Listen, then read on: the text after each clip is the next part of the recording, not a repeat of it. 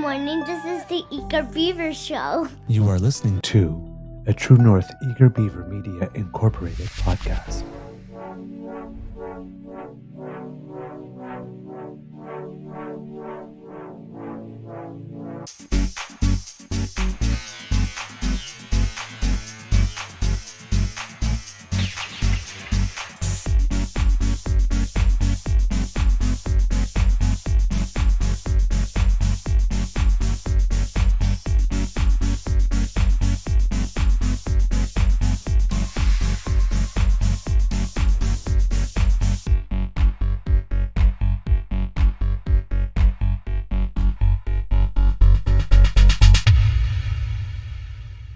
The True North Eager Beaver podcasts are proudly brought to you by our founding sponsors, the Misfit Mysteries from Corvid Moon Publishing, your source for science fiction, fantasy, and cozy mysteries featuring a broad diversity of characters, CanadianTarot.com, your uniquely Canadian online eclectic tarot community, and the Peppermaster, hot pepper sauces made from farm-fresh ingredients to thrill your taste buds and expand your mind.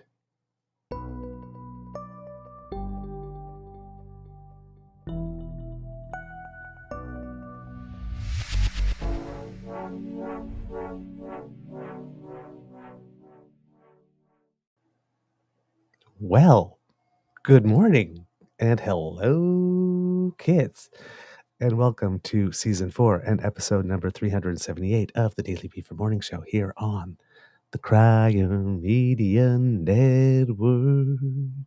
Shake it, shake it, shake it, shake it, yeah. Get down with your bad selves.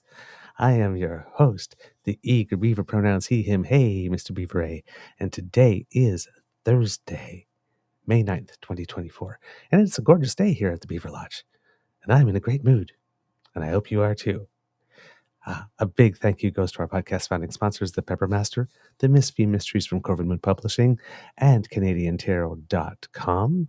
Yes, indeed, Kitsasi, I have some Aurora Borealis going on. It seems so indeed. And Mr. Grizzly, how is your mental health today, sir? All things considered, it's pretty good. I didn't get much sleep last night, and I should be really grumpy, but I'm not. I'm a little tired, of course, because I didn't get a lot of sleep. But had a lovely walk with Lola this evening. She saw squirrels and didn't scream or cry or didn't go haywire to try and chase them. So, yeah, there's Wow. a lot of growth on her part.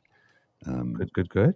We played in the park last night, so I took her for a long walk, then went to Scotch and Cigar Club and brought her along, and the boys loved her.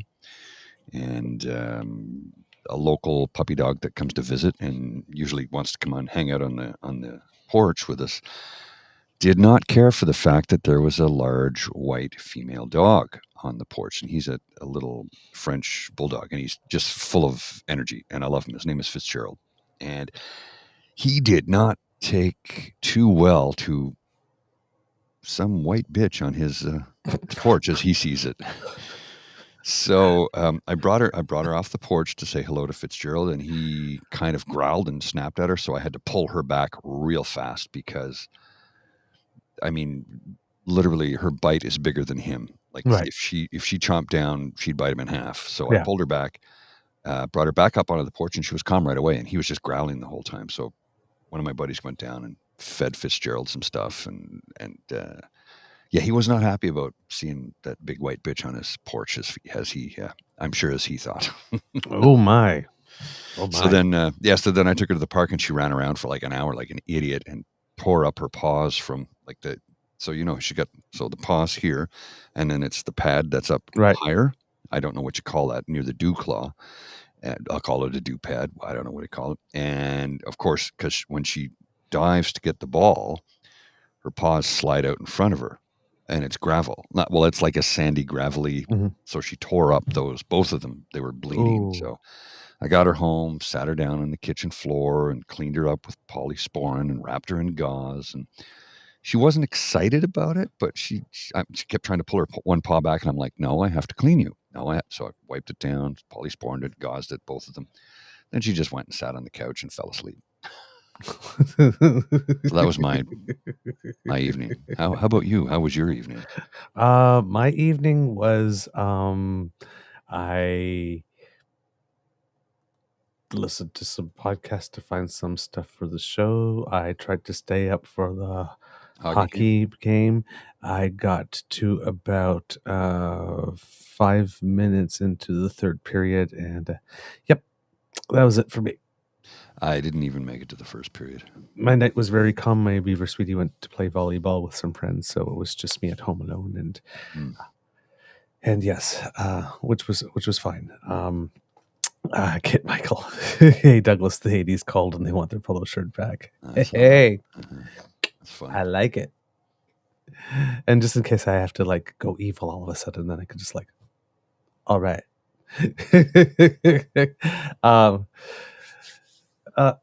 More slow news days, interestingly enough.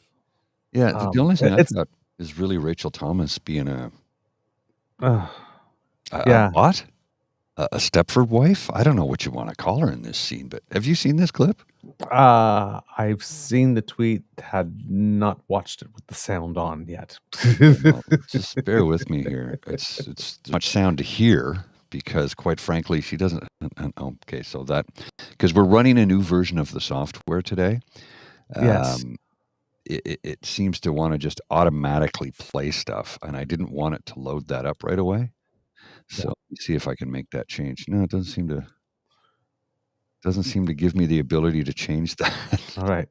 So because I don't want, I want to be able to have that in reserve, and then anyway, I don't want it to load immediately, and it does. So I don't know what to do about that. But I'll just play this clip. It's 29 seconds.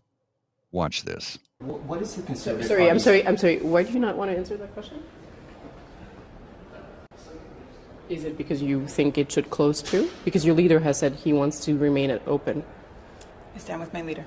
Je peux assurer tous les Canadiens et Canadiennes que la diffusion en français ne sera pas affectée. C'est une priorité pour nous.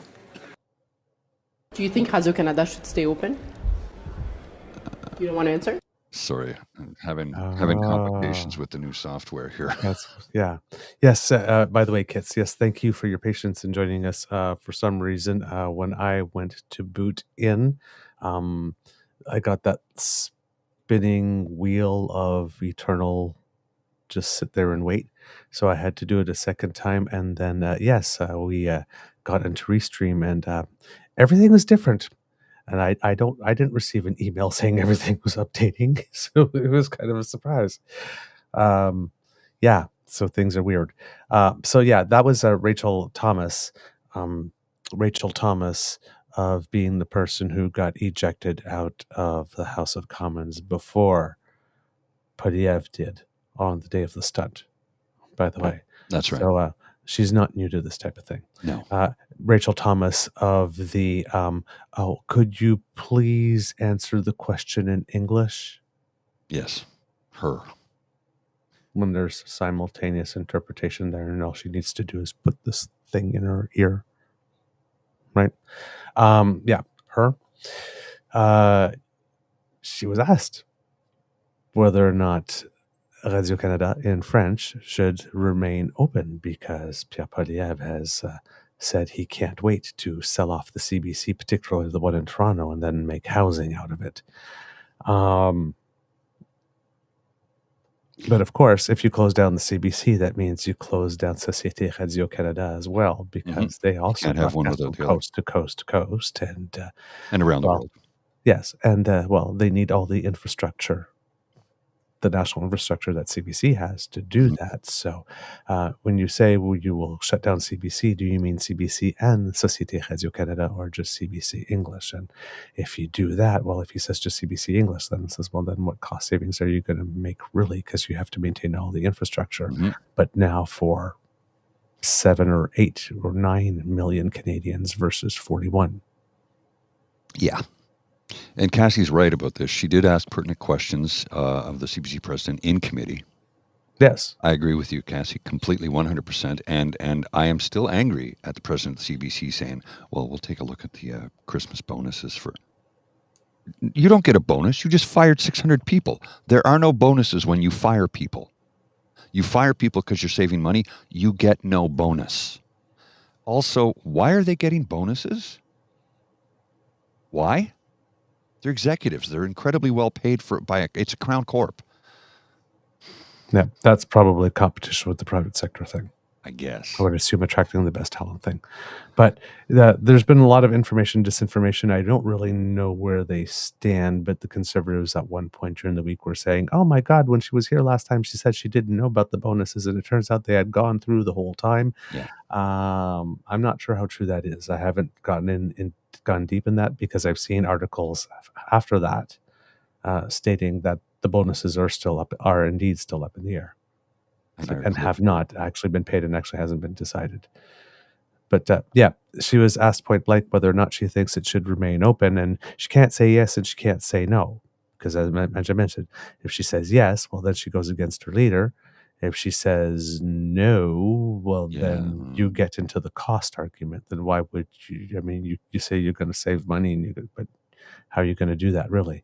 So all she can end up doing at the end is saying, I stand with my leader. Well, let's just watch the whole clip. It's not long. It's like 20 seconds, but. Do you think Radio-Canada should stay open?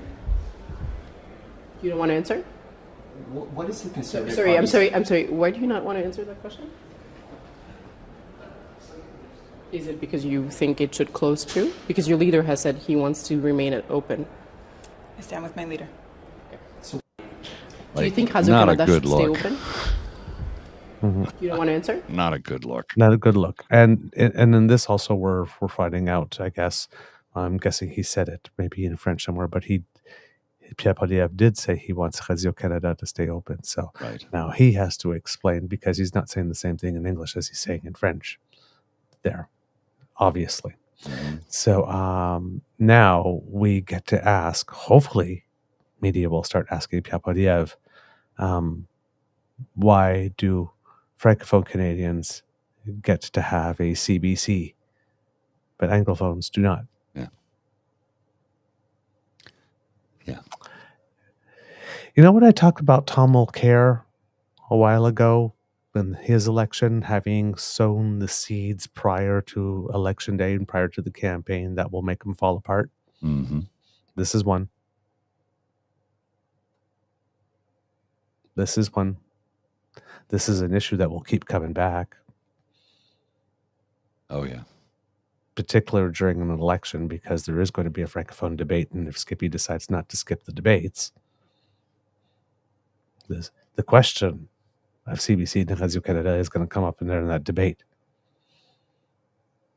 And then you have Trudeau in French when he's best. You have Blanchet, who has no F's to give about how Poilievre ends up when that debate is done. You got May, who also has no F's to give about how Poilievre looks when that debate is done. Doesn't care. And you got him trying to explain how it is that it is any way remotely financially or socially or equitably consistent to keep Radio-Canada open, but not CBC. Well, have fun with that. Yeah, let us know how it works out. Yeah, indeed. Let us know how it works out. I have another thing for you here. Okay. This is really good. It's about Arnold Veron. And there's a breakdown. Remember when he said Canadians from across the country signed this petition? If you haven't seen this, I posted this yesterday. Here we are. I posted this yesterday. I'll share it. We'll interrupt it a couple of times because it's about 5 minutes long. But have a look at this. Yeah, I figured. I want to talk about Arnold Veron, who is the gentleman who brought forward the anti-abortion petition today in the House of Commons. You can find this petition in the bowels of our Commons. It's definitely there. It's right here from today. Here's the exact petition and what it said. Pause to read. Do you want to take any guesses on how many people actually signed the petition? 47. 47 people signed it. 47 people So let's petition. signed the petition. And let's see. He says nearly 100,000 abortions are performed annually in Canada. Basically, he read the petition in the House of Commons. Yeah. 47 people signed it. Except he added preborn throughout it, Correct. which is not in the text of the petition. No, but this is where it gets interesting. How many Yes. people actually signed the petition? 47. 47 people signed it. So let's circle back and talk about our friend Arnold. So Arnold was actually born in Barhead, Alberta, and then raised in Nearlandia, which is a small community outside of Barhead in northern Alberta. He attended the Covenant Canadian Reformed School, which, yes, is super, super religious from grades 1 to grade 12. He then attended NAT in Edmonton, where he got his auto mechanics certification, and he also has a degree in business from the Fraser Valley University. Okay, so he was a working man. Full credit. Full credit. Yep.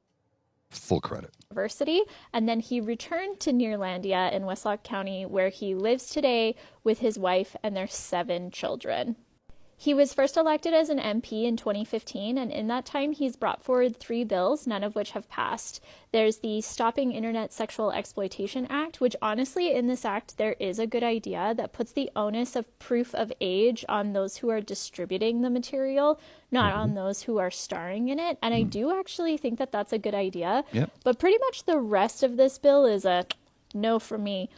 There's the National Strategy to Combat Human Trafficking. This is literally the plot of Sound and Freedom. This guy loves that movie. Like, he for sure bought extra tickets. And then there's the Bringing Home Justice for Victims of Serious Crime. Just absolutely loves the prison complex of the United States and wants to see that in Canada. You may also remember Arnold as the guy who asked a fellow coworker if she had ever considered SW because he was annoyed with her questioning of Stephen Harper's actions to make SW more illegal in Canada and prevent SWs from hiring security or being in a singular location, and really like vilifying them and prosecuting them. If you're listening to the audio version of this only, SW means sex work, for those who may not know. And his response to that was, well, have you ever considered doing SW? Here's the literal quote. I would just respond to that by asking the honorable member across the way if it's an area of work that she has ever considered and if it's inappropriate, and then he immediately got cut off. And instead of stopping, he used the pushback from people saying that what he was saying was inappropriate as justification to say, Mr. Speaker, I think this makes the point. I do not think any woman in this country ever chooses this as a job. And remember how I said he absolutely loves the movie Sound and Freedom? He's the guy who let all the Save the Children protesters into the Capitol. And then they were immediately kicked out when the press was like, what's going on? Now let's talk about this really fun article that he is quoted in, where he explains that God has told him to get into politics and that how he actually became political was... Every time I hear somebody say, God told me to do this, please seek help. I mean that. Please seek medical help. Because if God is talking to you and you're hearing him in your head, you might have a mental health challenge you're unaware of. And that has nothing to do with people's faith, nothing to do with people's religion. Understand that. My mom is a deeply religious Catholic woman who goes to church religiously, pardon the pun, every Sunday. I respect that. But God has never talked to her.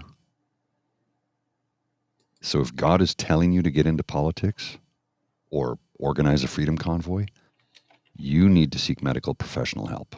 He became political was by joining the ARPA, which is a Jesus lobbyist. Like it's how to get more religion into politics, even though they have a part of their website being like, but we should really separate politics from the Bible, but Jesus is the only truth we have to listen to. They literally spell it out on their website. The mission of ARPA Canada is to educate, equip, and encourage Reformed Christians to political action and to bring a biblical perspective to our civil authorities. What does ARPA do exactly? Here's how they do that. My personal favorite is provide information and support to elected officials in their difficult tasks of governing our provinces and nation. They intervene at all levels of court and write for publications like the Supreme Court Law Review and major Canadian newspapers, and much more. Wow. And This is alarming.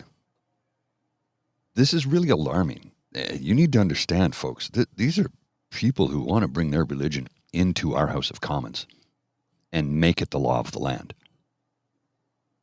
And I know I've been going on about this the last couple of days, how they get into it via school board trustee positions and start to change their local municipality and then slowly go from there. This is all very frightening. These are dominionists who want Gilead.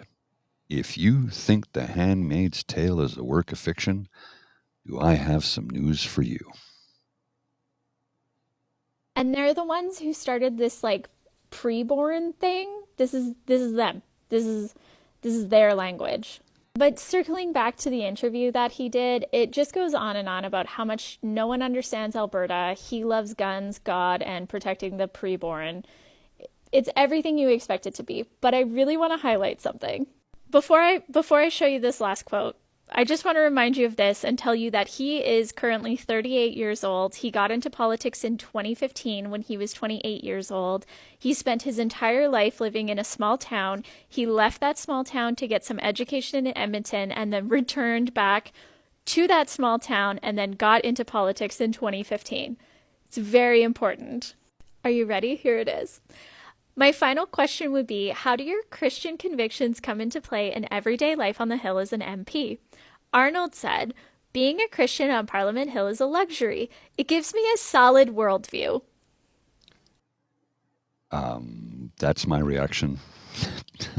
the googly-eyed, solid worldview is what? What? A launching pad from which to launch from for the issues I work on. It allows me to see issues clearly, having a solid worldview. Being a Christian on the Hill also sometimes pigeonholes. People see you coming, which is an advantage as well. People, generally, because they know I'm a Christian, they think I'm going to think in a particular way, which often I do. I can't.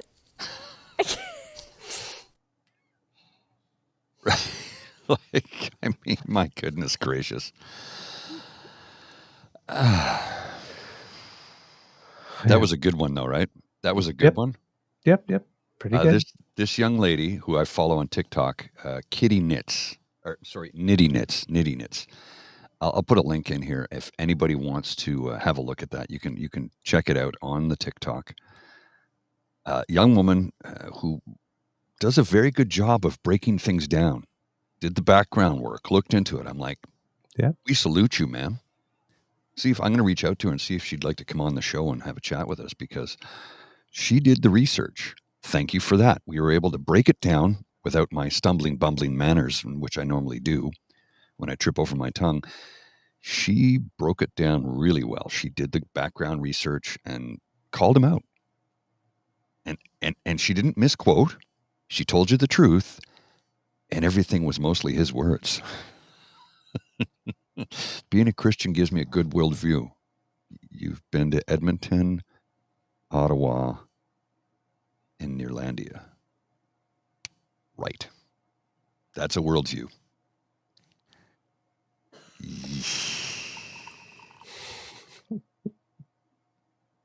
Wow. 47 people signed that petition. 47. Look. I would hope he'd been to a few more places since being elected. One would hope. Maybe he has. I don't know. I've not looked at his travel itinerary.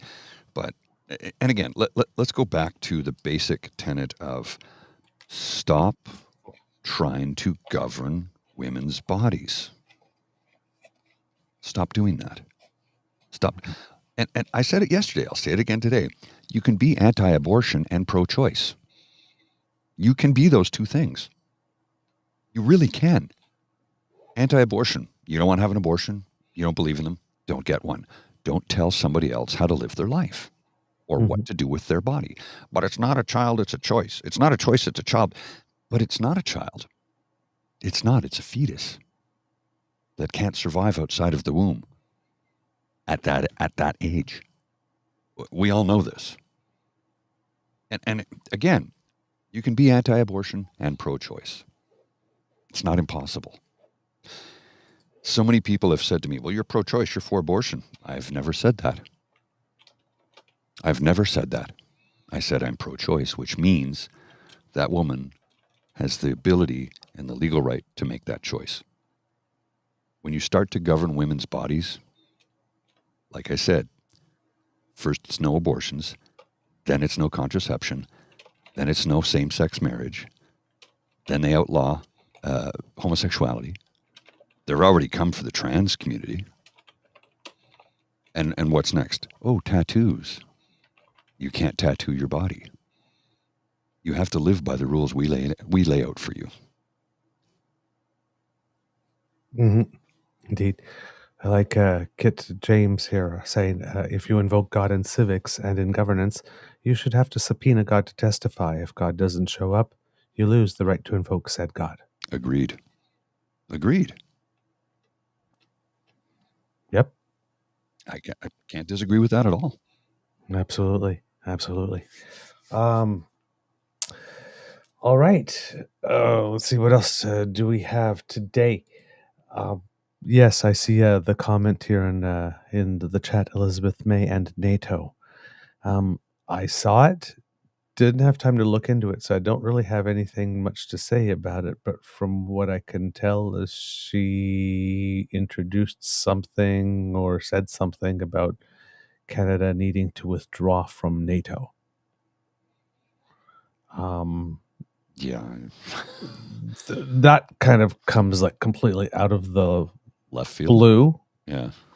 I didn't know that was a Green Party position. Maybe it was in there all along and never. But yeah, I'm not exactly sure what that's about. But yes, I saw that very quickly, and I was like, yeah, what's that? So yeah, I'm with you. I'll have to look into that, Kit Taviji. But I hadn't before today, so unfortunately I can't really speak to it. Little tidbit that we may not have known with regard to the high-speed chase that went the wrong way, 401. It seems that there is a dash cam video that has come out that shows about at least 17 patrol vehicles involved in the chase. I guess 10 of them were on one side of the highway going the right way, but 7 of them had followed the U-Haul van going the wrong way down the highway. Allegedly, this is after receiving instruction to stand down. I'm not sure. Nobody is confirming the moment when they were told to stand down. I am guessing again. I have to suppose that it is because it does not make them look good, because if it did, I have a feeling they would be out there with that information. Yes. Unless there's another reason legally, because clearly there's more investigations that have probably been launched, that type of information could not be put out in the public at this time in order to provide some clarity. But yeah, that is 7 cars. Yeah. Followed. Like, I'm sitting there, right? These things are discouraged to begin with. A U-Haul truck goes the wrong way down the highway.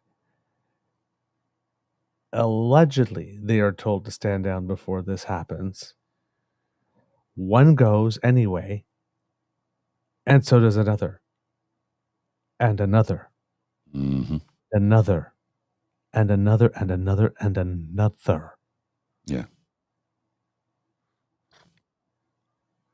Pretty crazy. Much as there's one guy in this nation that wants to make what happened as a result of all of this the fault of the prime minister, this is becoming a story about judgment Well, I would think so anyway. thereof. And once again, seeming to be a story of lack of judgment of our leader of the opposition, because just like when that car went boom on the other side of the border, he was first to rush out and assume that it had something to do with terrorism, that the prime minister had done something wrong. When this came out, this was all because the prime minister's bail stuff had to happen, and it seems that this guy was out on bail for nothing. There's nothing in the 2015 law that the prime minister changed that would have changed what happened to him. So pre-2015 law or post-2015 law, he still probably would have gotten the bail that he got. So it had nothing to do with that. And there's like all these decision points along the way. Mm-hmm. It's like he pulled a knife out of it seems to be that there's this, you did something to a cop, whether undercover, well, in both cases, undercover. Well, undercover. One was off duty. In this case, the cop was off duty when the knife was pulled on him at the liquor store. And in the case of Umar Zamir, they were either undercover clothes or plain clothes and didn't identify themselves. But it seems that if a cop is either threatened or hurt or killed, even accidentally, someone must pay. I don't know if there's this some code. It's like you pulled a knife. Well, you pulled a knife on anyone, that should be bad. Yeah, but you pulled a knife on a cop off duty. Well, I mean, the guy, as terrible as he is, probably didn't know it was a cop when he was pulling the knife because it was off duty. And I'm just sitting there, and it's like, yes, but it was a cop. It was one of ours, so therefore he must pay. That again, I can't understand. Yeah. What could have gone down for, first of all, that off-duty cop to pursue himself in his own vehicle until the 17 others arrived, and then it's like, wasn't his family with him? I had heard the rumor that his family was with him in his vehicle. I don't know if that's true. Yes. I haven't heard anything to that effect, but that's possible. But that's what I'm trying to wonder. It's like, what is it that would have made this person have this reaction, that phoning it in wasn't enough, that they had, even though they were off duty, they had to pursue. And then for 17 other cars to follow, and then for 7 of those drivers to decide that going the wrong way down the highway also was a smart... Yeah. Something must have happened to set people up, because this is just a whole series of terrible judgments, especially if they were told to stand down and they did it anyway. These are choices. Now, maybe not thinking straight choices, but these are choices. Somewhere, something happened somewhere along the way where somebody said, yep, that's it. And they ran on that, and they made all the series of choices based on that. This is not... there's way more to look into here than bail. So, but once again, we had a leader of the opposition that was quick to see a tragic incident, attribute intent, attribute motive, attribute whatever, start flapping his gums, and not aging well. Not aging well whatsoever. Yeah.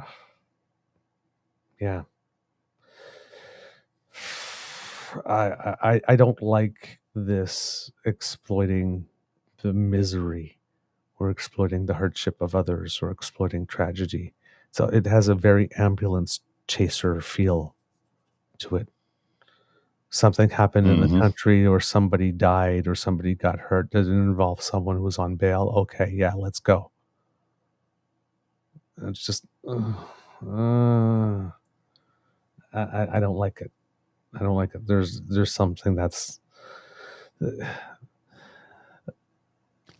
the politician that guarantees that they take 2 to 5 minutes a day to point at someone and tell you this is who you need to hate today.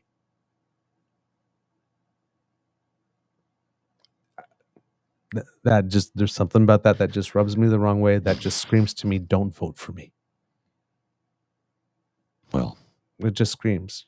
When you go to a party like this and you're having a conversation, you're 2 or 3 or 4 in a circle, and then somebody comes in and joins the circle and they immediately start talking about something negative.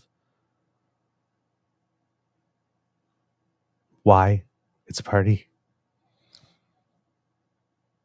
Why did you just come into a circle of like 5 people who were having a great conversation, just like, let's discuss something negative? It's just, mhm. I'm going to talk to you about who you should hate today, or who you should blame for your problems today, or this terrible thing happened. This is this. Let's talk about how it's this one guy's fault. Just,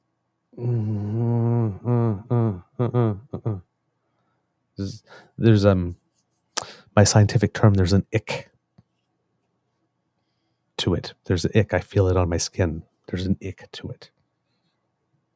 You just don't. You don't do that. Well, I think this is Saucy Sea Witch, Rhiannon. It was a vengeful chase by officers who felt disrespected after the whole Zamir incident. The shit show police are too excited for punishment.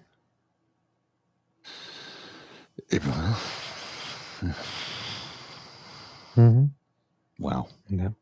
Fortunately for Mr. Zamir, Canadians have heard what it is that's happened to him, and they've donated over $300,000 in a GoFundMe to help him. So, and he says he's overwhelmed by the support. So, again, we're talking about all these stories. We're talking about a brown man that could have been railroaded, and we talked about people that potentially committed perjury to send them there, and then we're talking about, other incidents. But again, if you pay attention, peace, kindness, good people, never forget, they're always part of the story as well. Oh, yes. They're always part of the story as well. So people saw injustice and people are doing right.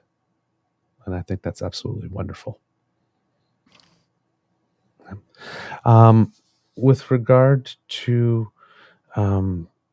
the arrest of the 3 people in Edmonton, the 3 Indian nationals, for the plot, what is alleged to be a plot to assassinate Hardeep Singh Nijjar. It's important that I was listening to some broadcasts, and so there was an important note made that I thought I should bring to the kits, and that is that the RCMP itself has still not formally made the connection that the government of India is connected to the assassination. That's still a matter of intel, matter of stuff that we saw in the court filing in the United States, because it seems that the people involved in both plots are connected or related, or in some cases maybe even the same. So in terms of those dots being connected, it's being made more by the intelligence and what we're finding out. But the RCMP investigative-wise has not said anything publicly that says, yes, the government of India is connected. So I just wanted to make sure that was clear. But news has come out about how in Australia in 2020, in Canberra, at the capital, 2 Indian spies were expelled then before trying to steal secrets. And Mike Burgess, who's the head of the main domestic intelligence agency in Australia, is quoted as saying, "We confronted the foreign spies and quietly and professionally removed them from our country, and I'm not going to name who it was at the time."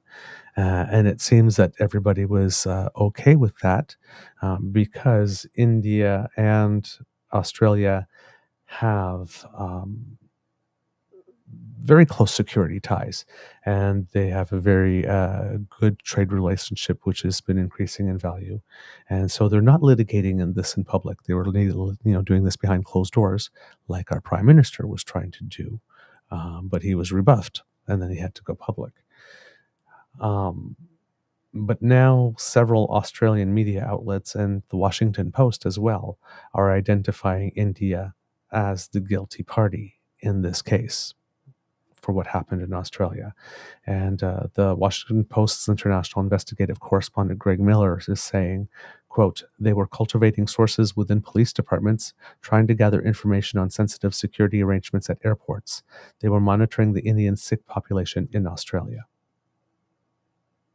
And Priya Cheko studies this and is posted with the University of Adelaide, says there's been an increasing trend in Indian foreign policy toward the use of transnational repression against diaspora groups that are seen as dissidents and a threat to Narendra Modi's government.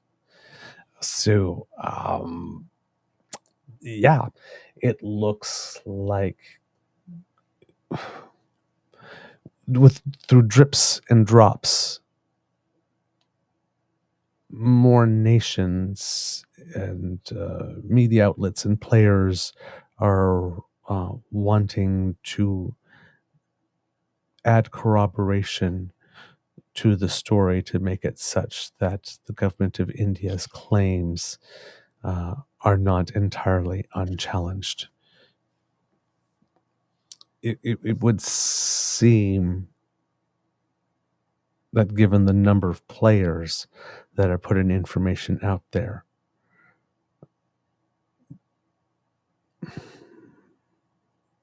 that would suggest the government of India's guilt, should be a sign that maybe there is a number or two to go along with the spoke. Let's put it in those types of terms. Again, no formal official connection, but, governments and media outlets, court cases, at some point, for some people, when they've said, gee, isn't that a coincidence? Too many times they come to the conclusion that all these coincidences are not coincidences.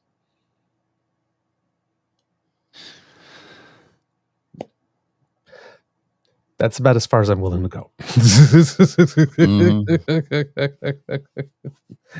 Sometimes you have to choose your words judiciously and carefully. This would be such an occasion, because you don't want to be the first one to rush out with a bad take. But right now, it's not looking good. All right, so stay tuned. There's going to be more of this to come, particularly if we start to get more information about, given that the government of India seems to want to make a big deal of pushing back against Canada, because with the court case in the United States, apparently the United States is saying that India is quite cooperating relatively well with them on that case, but while they're pushing back publicly against Canada. Can you tell there's an election? Mm-hmm. Just saying. Because again, what are we going to do? Show up with our battalion of lacrosse and curling brooms? Lacrosse sticks and curling brooms? The United States, however, they have more levers they can pull.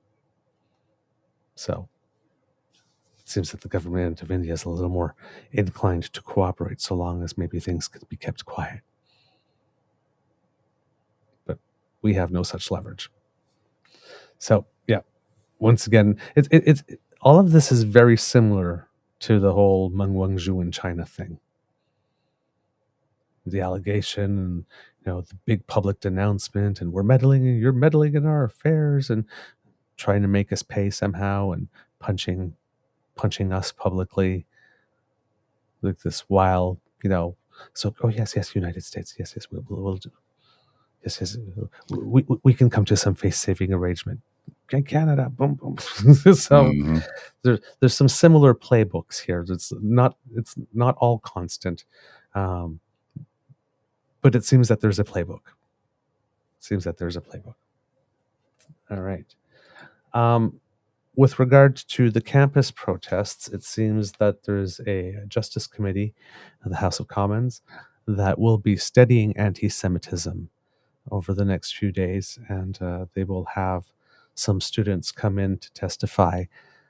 There are Jewish students on campus who are claiming that, for example, they don't feel safe to the point that they're not wearing kippas anymore, but baseball caps rather, to keep their heads covered so that they can't be identified as being members of the Jewish faith.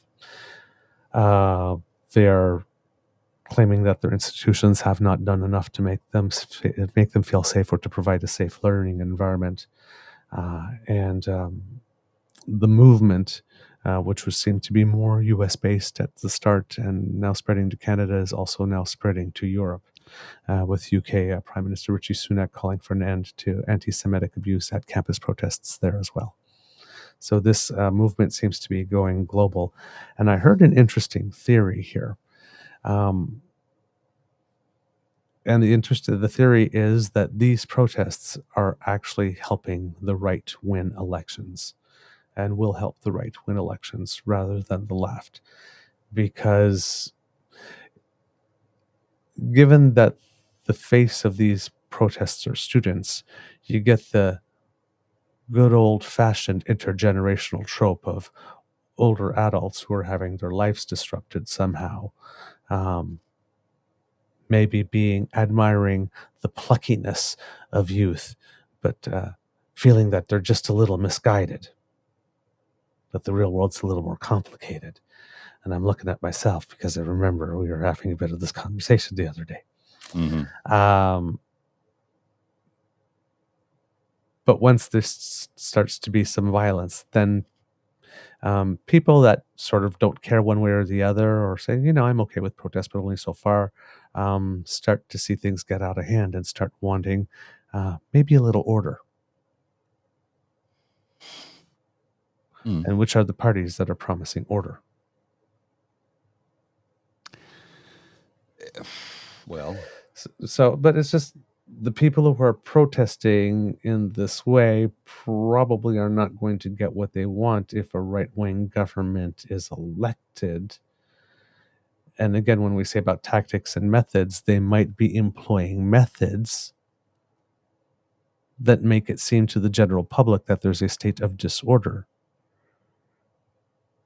And if that is the impression that the general public is getting, then maybe, again, the issue no longer becomes Israel-Palestine genocide or not. Do we do right by fellow human beings or not? And how do we maintain, or how do we get back to some order? And if the issue changes from one to the second, the former to the latter, then it seems to be once again that the methods maybe ultimately led to a destination that gets you the exact opposite of what it is you're actually fighting for. It was an interesting theory.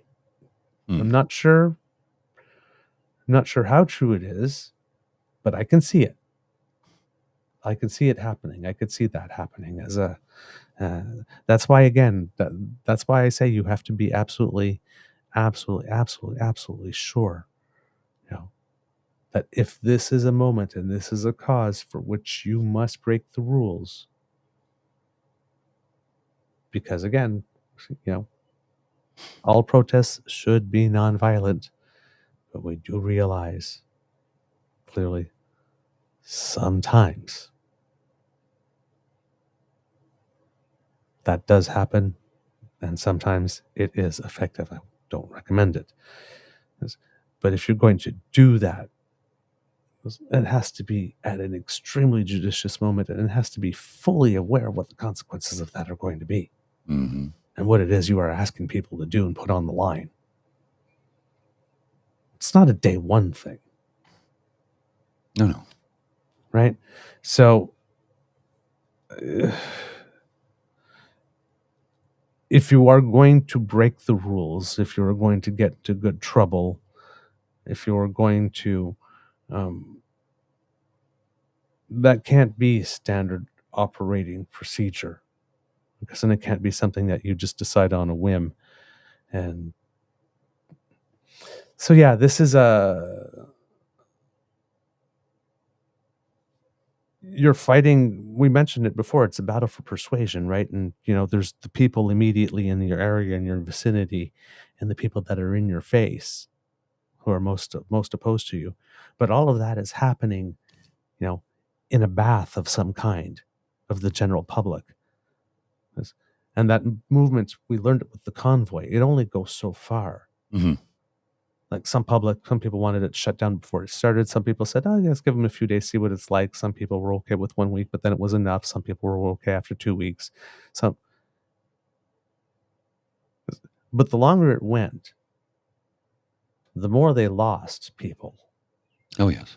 Even people that were willing to entertain. At one point, they said, oh, come on, it's been 3 weeks now, like this, and they're Enough's still honking. enough. Like, that's enough of the nuts, right?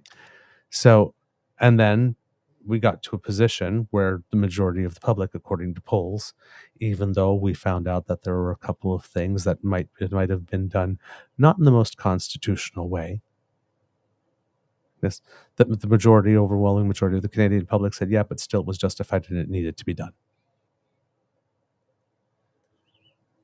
Because they lost whatever sympathy they would have gotten on the actual merits and cause, they lost with the tactics.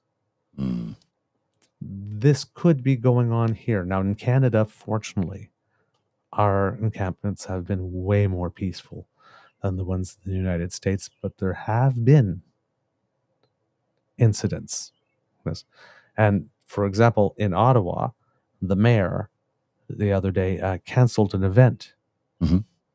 that was going to honor, I think it was Independence Day in Israel, where there was going to be a whole ceremony and a raising of the Israeli flag and whatnot. The raising of the flag is still happening, but that's it. Nothing else. And says, well, we have to do it for safety. But then the question is, okay, but in a situation like this, do you cancel an event to provide safety? Yes, or do you send the message that we do still get to honor the Independence Day?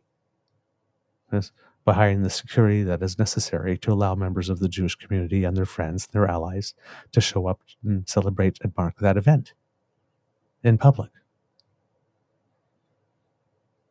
A lot of people are thinking that the mayor of Ottawa made the wrong decision here. Mm-hmm. Well. But it's a legitimate question. Yeah, no, definitely. How do you provide the safety? By canceling the event or by spending what is needed to make the event safe as best as you can and holding it, which becomes an act of defiance in some way.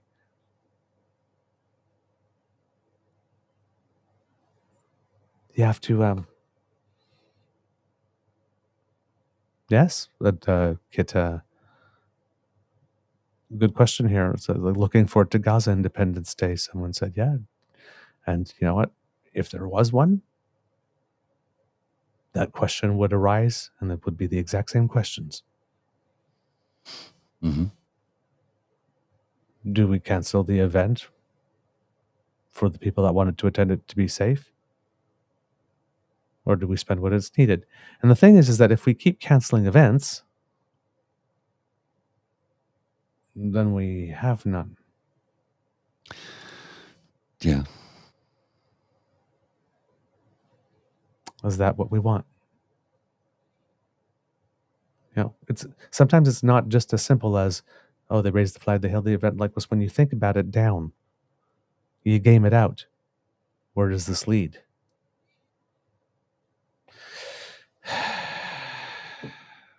These are important questions. They're not trivial. They're not trivial matters. All right.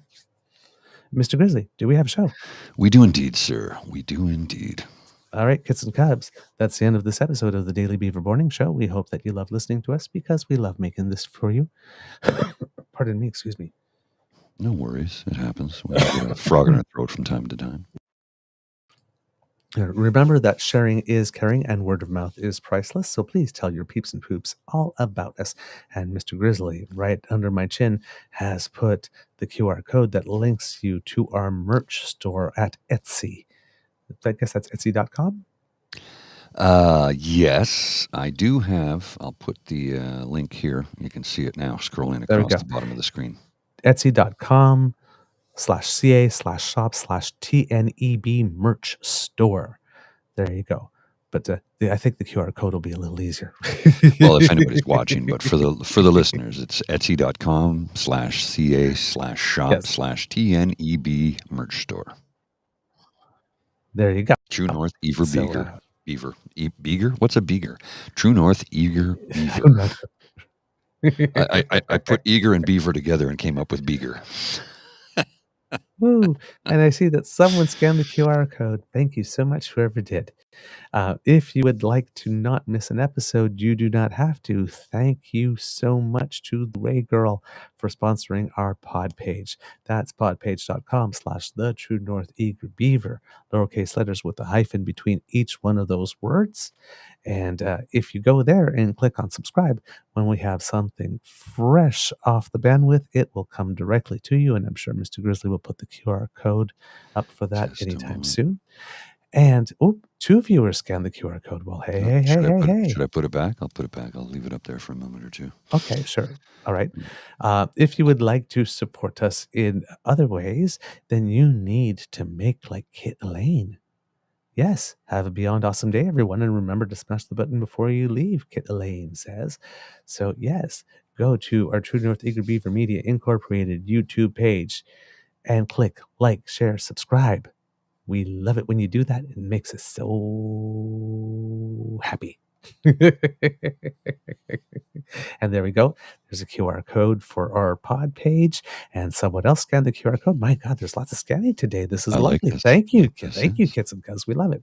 And finally, if you would like to help us out in other ways, the QR code that's by Mr. Grizzly's lovely dome brings you to the Emergency Hydration Fund or our tip jar here at the Beaver Lodge. If you like our show, you would like to encourage us to do more, then if you have a little bit of money in your pocket and you would like to donate that to us to help us produce and market and do all the research and all that kind of stuff, pay our internet fees so that we can bring you the show, we would be very, very grateful. Of course, the gift of your attention is the gift we cherish the most. So if you would like to contact us, TrueNorthEagerBeaver@gmail.com is where you can write us, or at TrueEager on our Twitter feed, True North Eager Beaver on Facebook. If you happen to be listening on Apple Podcasts, please stars and reviews or leave us some comments here on our YouTube page. We try to read everything, so we appreciate it very, very, very, very much. Oh, another scan of the QR code. Oh, my word. Jeez, get some Kubs. My river runneth over.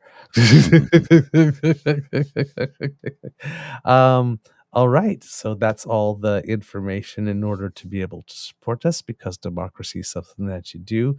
Please get involved in the Alberta NDP leadership race, or if you're in Saskatchewan or in New Brunswick, how about volunteering at a polling station this coming election? Got to let people know that you're interested, because there's a little bit of training that happens before that and you want to get on the list. So look into that. And of course, if you happen to have some spare time and you don't like what's going on in your community, or you're starting to get a little worried, why not consider running for something? School board trustee, city councilor. If not you, who? Well, yes, indeed. Right? You might be the one you've been waiting for. Mr. Grizzly, do you have some words of wisdom, please? I'm kind of bereft of ideas and thoughts this morning because I'm just really tired. That's why the title of the show is More Coffee. I didn't get much sleep last night, and I'm completely burnt out. My words of wisdom: just have the best day you can. That's my words of wisdom. Be kind and smile and be as happy as possible, because we don't know when our days are up. That's all I got this morning. All right. It could be a tough world out there, kids, so please be kind to and gentle with yourself. Mr. Grizzly, cue the cock. You are listening to a True North Eager Beaver Media Incorporated podcast. The True North Eager Beaver podcasts are proudly brought to you by our founding sponsors, the Misfit Mysteries from Corvid Moon Publishing, your source for science fiction, fantasy, and cozy mysteries featuring a broad diversity of characters. CanadianTarot.com, their uniquely Canadian online eclectic tarot community, and the Peppermaster, hot pepper sauces made from farm-fresh ingredients to thrill your taste buds and expand your mind. We are grateful to the Crier Media Network for its support, Pete Jarvis for our artwork, and Paul Joseph Something for our opening and closing sequence music.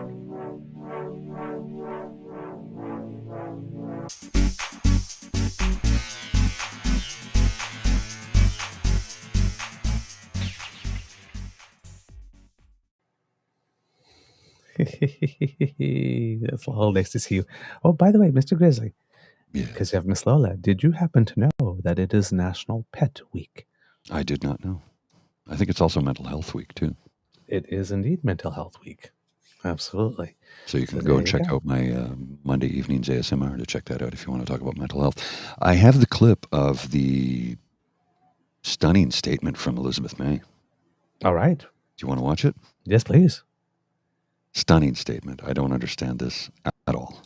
Saanich Gulf Islands. Thank you, Mr. Speaker. This petition from residents of Saanich Gulf Islands and beyond concerns the Canada's engagement with the North Atlantic Treaty Organization, otherwise known more familiarly as NATO. The petitioners point out the Minister of National Defence primary responsibilities to protect Canada within its borders, and that the Minister of National Defence is not mandated to engage in wars in other countries or make treaties that encroach on other territories of other sovereign states. The petitioners make the point that the Canadian military does in fact participate in invasions in other countries by being a partner in NATO. They call on the House of Commons to immediately withdraw all connection, cooperation, and material support from NATO, from Canada. Thank you, Mr. Speaker. Presenting petitions, President Petition, the honourable member for Saanich Gulf Islands. Okay. Thank you, Mr. Speaker. This petition. So that makes sense now to me. She is not. No, it's saying not that her. It's a Green Party position. She's yeah. But these are things.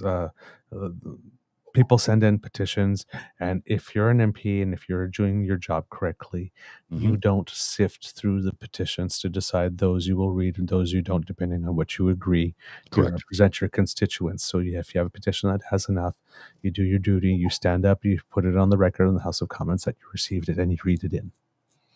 So it makes sense now. When I was first told about it, I was like, what?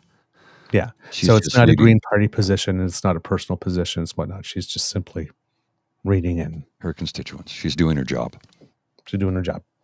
All right. Alrighty. Yeah, probably just like the abortion petition. Yeah, exactly. In this case, yeah, they don't have to be you're supposed to represent the views of all your constituents. Mm-hmm. Yes. Even the unpopular ones. Even the unpopular ones. All right. Yeah. All right.